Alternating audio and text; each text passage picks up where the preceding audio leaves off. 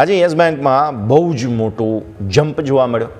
આ એ જ ગ્રુપમાંથી આવે છે કે જ્યાં આપણે વોડાફોનને પણ કમ્પેર કરતા હોઈએ છીએ, but Yes Bank has some different story, કેમ કે અહીંયા નવા પ્રમોટર્સ આવી ગયા અને બાદ આજે ફાઇનલી શુક્રવારે સારી તેજી જોવા મળી રહી છે. તો સમજીએ સમગ્ર નરેટિવને.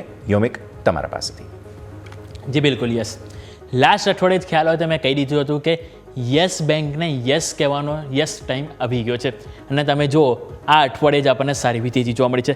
અહીંયા મેં યસ કહેવાનો સમય એટલા માટે આવી ગયો કીધું કારણ કે ટેકનિકલ ફંડામેન્ટલ બંને તમે જો તો આપણને સપોર્ટિવ જોવા મળે છે. પહેલાં કંપનીના ફંડામેન્ટલ ઉપર આવો નજર કરીએ. કંપનીના ફંડામેન્ટલ તમે જો તો આવક આપણે 2023 થી 2025ને આપણે અહીંથી કમ્પેર કરી રહ્યા છીએ, જેથી આપણને આઈડિયા આવે કંપની કઈ રીતે કમબેક કરવાનો પ્રયત્ન કરી રહ્યા છે. 22,702 કરોડ હતી 2023માં, જેમાંથી કંપની જો 2025માં 30,919 કરોડ કંપનીની આવક જોવા મળી. નફો તમે નજર કરો 736 કરોડથી વધીને 2,447 કરોડ કંપનીનો અહીંયાથી નફો વધ્યો. એમાં નેટ ઇન્ટરેસ્ટ માર્જિન તમે નજર કરો તો અહીંયા 2.22 થી 2024માં થોડુંક ડમ થયું હતું, પરંતુ ફરીથી અહીંયા કમબેક જોવા મળ્યું 2.10. અને એમાં ખાસ કરીને નેટ પ્રોફિટ માર્જિન તમે નજર કરો 3.24 થી ઓલમોસ્ટ ડબલ 7.91 કંપનીના માર્જિન જોવા મળે છે. અહીંયા સારું વધ્યું છે. સ્ટોક પી તમે જુઓ તો 27.4 છે, ઇન્ડસ્ટ્રીનો 14.70 છે. સ્ટોક પી એટલો બધો મોંઘો નથી, કારણ કે તમે HDFC બેંકનો જોશો તો 21 છે, ICICI બેંકનો જોશો 23 છે, એક્સિસ બેંકનો જોશો એટલે કે ઓવરઓલ દરેકનો 20ની ઉપર સ્ટોક પી જોવા મળે છે. એટલે વેલ્યુએશન પ્રમાણે પણ એટલો બધો કોઈ ખાસ મોંઘો સ્ટોક નથી જોવા મળ્યો. જે રીતે કમબેક જોવા મળી રહ્યું છે એટલે સ્વાભાવિક છે કે ફંડામેન્ટલ તો કંપનીના સારા એવા સુધરી રહ્યા છે. આપણને ખ્યાલ છે ગ્રોસ NPA, નેટ NPA એમાં પણ સારું એવું પરફોર્મન્સ જોવા મળ્યું છે. વાત થઈ ગઈ ફંડામેન્ટલ, પરંતુ ટેકનિકલ પણ તમે નજર કરશો તેટલું સ્ટ્રોંગ આપણને અહીંથી બ્રેકઆઉટ જોવા મળી રહ્યું છે. આવો ચાર્ટ ઉપર નજર કરીએ. ચાર્ટ તમે અહીંથી નજર કરો તો આપણને અહીંથી જે જોવા મળશે યસ બેંકનો chart, inverse head and shoulder pattern આપણને બનતી જોવા મળી છે.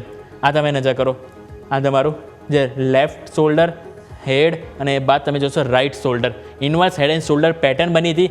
મેં અહીંયા વાત કરી હતી 22 રૂપિયા આજુબાજુ, કે 22 રૂપિયાનું ઉપર જેવું આપણને ક્લોઝિંગ મળશે કે આપણને અહીંથી ઉપર 24.99 એટલે કે ઓલમોસ્ટ 25 રૂપિયાના લેવલ જોવા મળી શકે અને એના બાદ 27.5 રૂપિયા સુધીના પણ લેવલ જોવા મળી શકે છે.